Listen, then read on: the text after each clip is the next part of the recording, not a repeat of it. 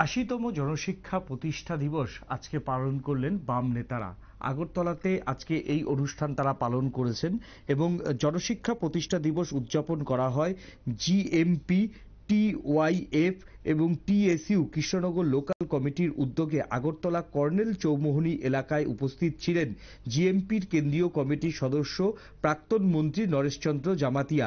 এছাড়াও এই কর্মসূচিতে উপস্থিত ছিলেন সিপিএম নেতা অমল চক্রবর্তী সহ অন্যান্য বাম নেতারা। আমরা এবার দেখে নেব যে বাম নেতৃত্ব তারা ঠিক এই কর্মসূচি পালন করে তারা কি বলছেন। আসুন দেখি।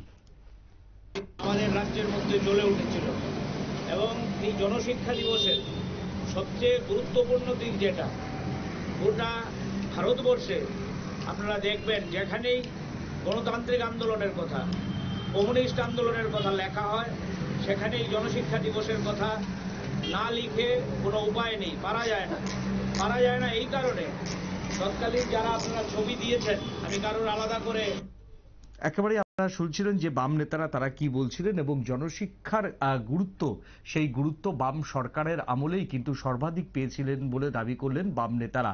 সেই সঙ্গে এই জনশিক্ষার প্রসারে যারা যে সমস্ত বাম নেতৃত্ব কাজ করেছিলেন তাদের প্রত্যেককেই আজকে কিন্তু শ্রদ্ধা জানায় বাম নেতারা।